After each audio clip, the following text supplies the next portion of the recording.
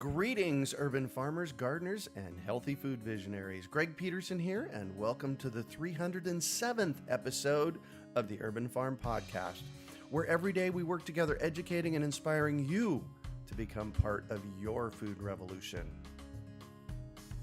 Growing plants that thrive in your yard is a lot easier than you think. It starts with saving your own seeds and letting them remember what they already learned. Just text SEEDS to 33444 or visit iwanttosaveseeds.com and you will receive our free webinar about why seeds matter, why saving them is easy, and how you can save your own. Today on our podcast, we have someone who is actively making a difference tackling food issues in his community. We're talking with Steve Knight about gleaning for his community. Steve taught high school science for 40 years and then retired. He spent the past few summers teaching chemistry for Upward Bound at University of Maine at Farmington. But what he is excited about is he started a volunteer organization called Central Maine Gleaners Group. In the first 3 years, Steve and 15 volunteers have gleaned over 21,000 pounds of food from 7 local farms and backyards, and then he gives the food to various food pantries in his area. How cool is that? So welcome to the show today, Steve. Are you ready to rock? Absolutely. Excellent. So I shared a bit about you. Can you fill in the blanks for us and share more about the path you took to get where you're at today? I grew up in Connecticut and I went to university in North Carolina. And after university, I was in the Peace Corps in Benin, West Africa. Oh, cool. That's where I met my wife. Wow. After that, we worked for a few years at a private school in Switzerland, and we were able to save everything. And we took a year off, bicycled across the country. Wow. Upon our return, my wife went to college in Maine, so we moved to Maine, and we both have been teaching and doing educational stuff since then. Cool. So you jumped into this gleaning project. Tell me that story. Well, I've always been a saver. Taught how to do this in Peace Corps. Mm-hmm. Growing up, my parents were both Horatio Algers. I was taught not to waste. For example, my dad, to his credit, at one point, I wasn't turning the lights out when I left my bedroom, so he took the light bulb out of my fixture. Oh my gosh. Well, that'll teach you, huh? Yeah, about a week or so. No big deal. That's what you do. You take care of what you need and don't waste. So you mentioned Horatio Alger. For our listeners out there that don't know who that is, can you kind of fill them in? Horatio Alger is a person who, not necessarily by themselves, but principally by themselves, makes themselves a better life. My dad grew up in Selma, Alabama, and he put himself through college, and he put himself through graduate school, and he ended up with a PhD in paper chemistry. My mom, she grew up outside of Boston. Likewise, in the 60s, she got a PhD, which for women in the 60s was pretty impressive. Wow, no kidding. Education has made a huge difference in both of their lives. So Horatio Alger is someone who really stands up and says, this is going to happen because I said so no matter what. Yes. I like that. They push through obstacles, and it's not always easy, and they're successful. Nice. So you're retired and you're sitting at home one day and you just come up with this idea that you're going to set up this gleaning program and start gleaning from 7 farmers and backyards? No, I've been thinking about it for a long time. I have recently seen, I think like 3 years ago, I recently saw a documentary called Just Eat It, which is out of Vancouver, British Columbia. They convinced a young couple as volunteers to dumpster dive for 6 months. And it was quite eye-opening of how much food we waste. We waste 40% of what we harvest. It's amazing, isn't it? It is. It's absolutely crazy. That 40% of what we harvest, that's probably just from the field to the store? Or it could be just what's left on the field. In that movie, there's a very telling episode where they're harvesting celery. The celery that grows in the field is roughly, I'm guessing, 6 inches across and probably 2 feet tall. Uh-huh. So the workers come along and they slice it off with a machete. They peel off the outer leaves, I guess, stalks, and then they slice it again and slice it again. And then they put the heart, which is now 3 inches across and a foot tall, on the conveyor belt. And I remember at the end of all this, because the extra stalks are all littered all over the field, the farmer comes along and he literally just leans down, picks up this whole armful of celery stalks. He said, boy, these would make great ants on a log treats. Peanut butter and raisins on celery. Peanut butter and raisins on celery, yes. So that was an impactful moment for you. Yes, that movie was. And there was a scene where they were looking at a dumpster, and the dumpster was one of those big dumpsters. It's 10 feet across and probably 20 feet long. It was mounded over with packaged hummus that still had a month on its expiration date. Wow. So they got a whole bunch, and they gave a whole bunch away, and they ate a whole bunch. I guess it was cheaper to throw it away than to give it away. Yeah. So tell everybody what the word gleaning means. It's an after-harvest harvest where the farmer is done with the field. It's not worth it. They've typically gone through the field once or twice with paid workers. It's not worth it for them to pay their workers to go back through the field for what they're going to harvest. So I get a hold of them, or they get a hold of me, and I e-blast out to my volunteers, and I set up a date, and I set up a time, and I e-blast them directions to the farmer's place, and we show up and work a couple hours and take what we have, and we bring it to the food pantries. Wow. So the actual term gleaning basically means you're going to collect something that somebody else is throwing away, right? Correct. Yes, it is. In Israel, it's the law. The farmers have to glean. They have to leave when they plow a field. They have to kind of round the corners. They can't go into the corners, and they have to leave the corners so that the local people can go in and gather some of the harvest. Oh, interesting. Yeah, it's from the Leviticus, Ruth in Leviticus in the Bible. I know that the Jewish faith also, there's a term for it. I'm not coming up with it, but leaving that 10% for the members of the community that need it. Yeah. All right, great. So you've got this background now, and you've thought through this, and you're inspired. What happened? What was your next step once you got inspired? Where did you go? How did you do this? There's a group of people that have similar thoughts to me, and we get together occasionally, and we've been talking about this. 3 years ago, one of the people said, "We've been talking about this for 10 years. Let's try to do something about it." So I said, "Great. Let's do something about it." And I've spent some time finding out, connecting with other people that are working on these ideas. There's a food topic in Maine right now is food security or food insecurity or food deserts, if you will. Yep. And they're trying to close the gaps for people who need food and don't necessarily have the resources to need good food, that is, don't have the resources to go out and buy the food. Right. Because part of this is also an education piece. Tell me about that. It's been my experience that younger people, on average, don't cook. They've gone away from cooking. Because I can remember 55 years ago when I was 10 years old, and we got Swanson TV dinners. Oh, yes. Oh, and Salisbury steak and mashed potatoes. And that was such a treat. Such a treat. Maybe not even once a month. My sisters could clarify that. But it was such a treat, and we got to watch it in front of TV. And that now, unfortunately, is kind of becoming the norm. I think we have to question the idea of what food is. Amen to that. What's appropriate food. I'm my church's representative at the Winthrop Food Pantry, and we get, for example, 2 years ago, we got a whole pallet of whole wheat penne. Not a carton, not a box, a whole pallet of it for free. Wow. And people wouldn't eat it. They didn't choose it. Our director is a gourmet cook.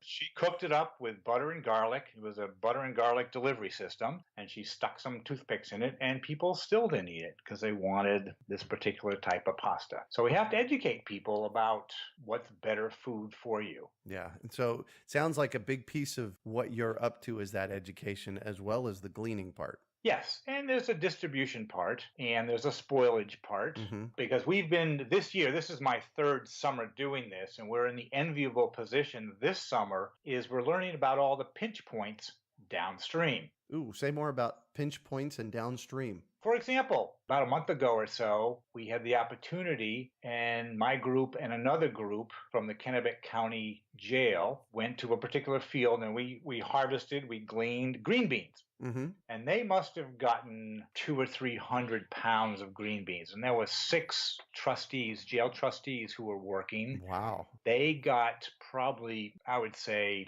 they filled the whole bin. So I'm saying 1,000 pounds of green beans, which is great.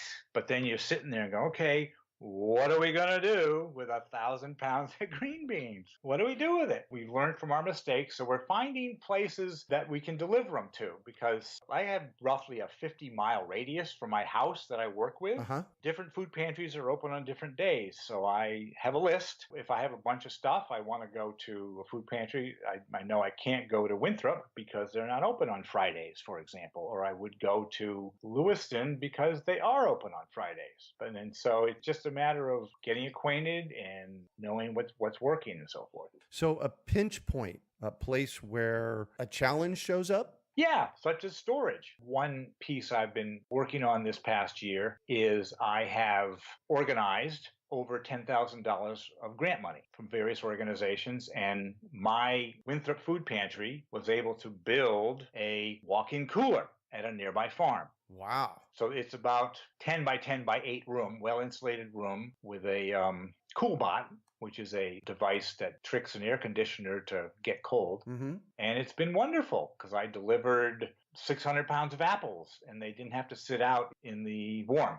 They could go into the cooler and stay for a long time, stay fresh for a long time. So really, you're building infrastructure to be able to collect and deliver food that you get from the farms to the food pantries. Most of the food pantries I deliver to are small town. They're open one day a week. So I've gotten to be friends with the Lewiston Food Pantry, and they're open 4 days a week, but they serve 600 families a week. So it was really funny for me. Not funny, but fun for me, because I got 600 to 700 pounds of apples, and I went down and said, here, I got some apples. Whoosh! It was just like a vacuum. They just sucked them up and they were out the door. Yeah. They went out the door that same day. It was pretty fun to have that happen. It wasn't wasted. Yeah. So tell me, how does that make you feel? Makes me feel great. Because I've been in this area since the late 70s, so I know everybody. I've taught in this area. We bought a house in 1983, so most of my friends are retired, so I hug and nudge them and say, hey, what are you doing? And it is a totally volunteer organization. And some people ask me, what are you doing in your retirement? So I tell them and I give them my business card. It's fun for me because not one person has said, boy, that's a bad idea. That's really dumb. And not one person. Not even people I don't even know. Right. It's very self-affirming. I say, great, what a great idea. Can I help? And of course I say, absolutely. Yeah, that's just got to make you feel great, huh? Yeah. Cool. So you mentioned apples, you mentioned green beans, you mentioned celery. Is there one thing out there, one instance that happened that, it's like it just moved you where you were harvesting something? This particular summer, the one that was the most inspirational, if you will, it was a new farmer. He was pretty hesitant at first about gleaning. We moved, I worked with the inmates again, and we moved, I had like 1,000 pounds of cabbage, and they had probably close to 3,000 pounds of cabbage. And we actually moved it and harvested it and moved it to various places. And I think not very much of it was wasted. Good take. Obviously, the food pantries have been open to this. Like, I can't guarantee that every Tuesday I'm going to arrive with, well, of course, 200 pounds of apples. And they're okay with that. It's always a bonus. It's all a bonus. Nice. So this is a really cool project, and it sounds like, you've made good headway. In fact, I am a big believer that projects like this get done because somebody says so. And it sounds to me, Steve, like you were that person that said so on this. So congratulations on that. You got any other great projects you were getting started on? Yes. In one of my food security meetings, probably a year and a half ago, I bumped into an organization called Community Ecologically Based Economy. It's out of Norway, Maine, and it's run by Scott Vlon, a whole bunch of other people. But they have this project called Edible Main Street. And instead of putting flower boxes all up and down Main Street, I've built veggie boxes. And you build boxes, and they're roughly a little bit bigger than the size of a hay bale. Because you put a hay bale in it, then you cover it with 6 or 8 inches of soil. Right. Then you plant chard and cherry tomatoes. Peppers didn't work. This is my second summer. Peppers didn't work. And you go and please and thank you to a lot of the store people, and they actually take care of them. I zip through every once in a while, but they do most of the work with that. My response at the end of the second summer is I'm building 8 more for next year. Oh, nice. Yes. Wow. Edible. I'm sitting here on their website. It's ecologybasedeconomy.org. It's the Edible Main Street Project. This is amazing. Yeah, they've done a really good job. They've got grant money for it. And I was out there recently because they had a fall food festival. I looked at their boxes more closely because my boxes are a little bit smaller and I'm building them out of recycled wood. So they're not quite as fancy as theirs are. But they have this whole key off the side of each box is a sort of series of laminated index cards. And they have color pictures of what's growing, how you cook it, how you eat it, da-da-da-da-da. It's really very full of information. They also have, Scott's wonderful because I bumped into him 3 or 4 times since then, and he said, oh no, don't do this. This was a mistake, da-da-da. And he's just so generous with, this is what we've done, this is what worked, this is what hasn't worked. Their first year, I think they're 5 or 6 years into the veggie box system. Right. He said the first summer, one box was in like Central Maine Street. And it got devastated because everybody came by and everybody took care of it and everybody picked it. Now what they have are these really nice, colorful signs that they stick in it. And they said, please don't eat me. I'm growing. Give an idea for people to kind of kick back a little bit and let this box go for a little bit. Wow. How cool is that? So I'm going to shift on you, and I'd like for you to talk about a time you failed, how you overcame that failure, and what you might have learned from it. I wouldn't call it a failure because everything's a bonus.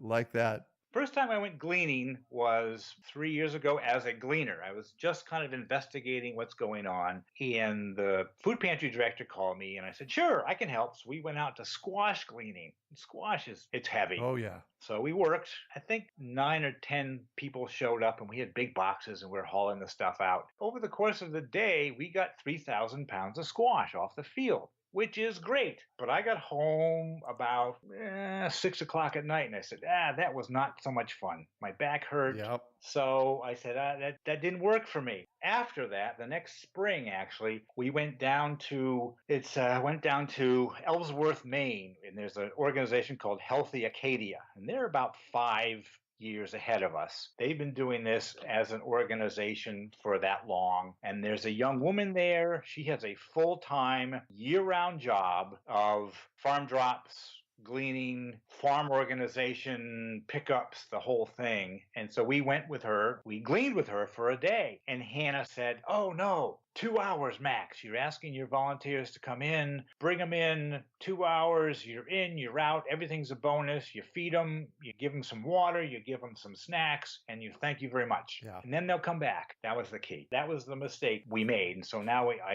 people come in and, oh, Steve, I'm sorry, I only came an hour. Hey, don't worry, it's an hour. It's a good hour. Right. Great. No problem. Thank you very much. Yeah, this is a big piece of it. We have to take care of those that are volunteering around us. That was a great lesson. So what do you consider your biggest success?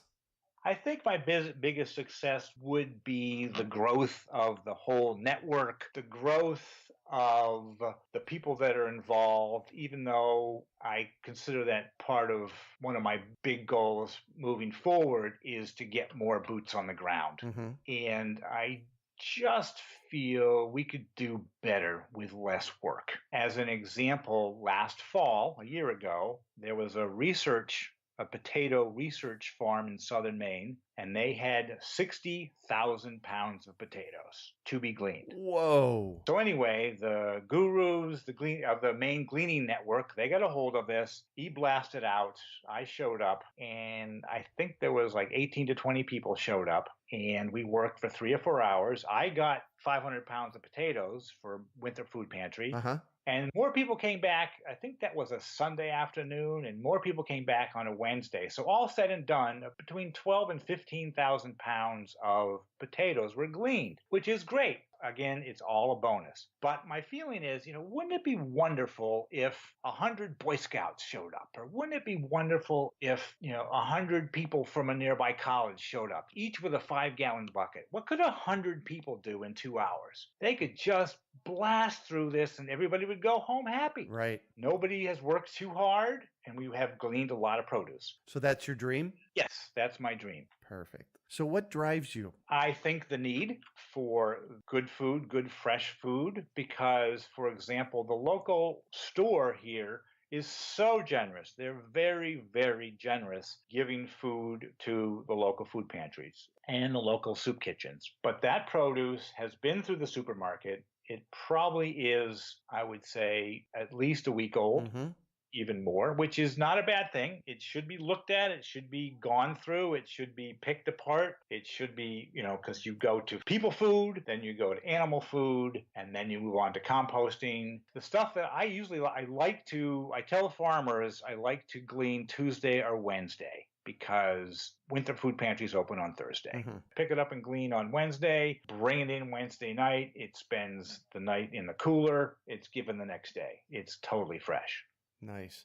So if you could recommend one book for our listeners, what would it be and why? Well, it's actually one of two books. They're a sequel. I consider them a sequel. The one I like the most is my favorite book of all time is Ishmael by Daniel Quinn. You just won the prize. You are only my second guest who's ever said this in 307 episodes. And that book changed my life forever. I read it in 1992. It is absolutely my favorite book of all time as well. So why is it yours? Because I think it's well written. I think it gives a broad brushstroke of how our mindset of where we are, why we are where we are now. Yeah.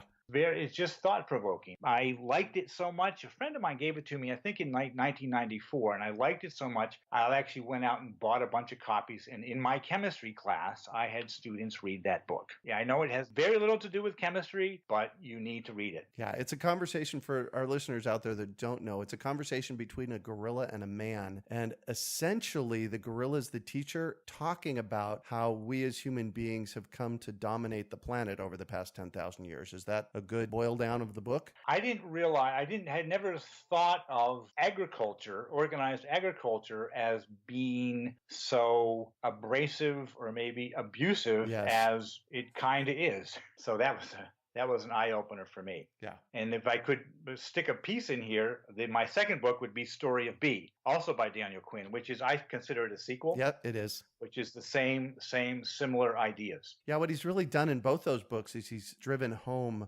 how our systems have overtaken nature. And as my late friend Toby Hemingway always used to say, nature always bats last. Yes. I'm a big proponent of working with nature rather than against nature. And that's really what I think Daniel Quinn talks a lot of too. Yes. Regardless of what happens, nature will win. You can clear a field, you leave it, it'll take over. Recently, there was a documentary on Chernobyl. This is 25 years later. Yep.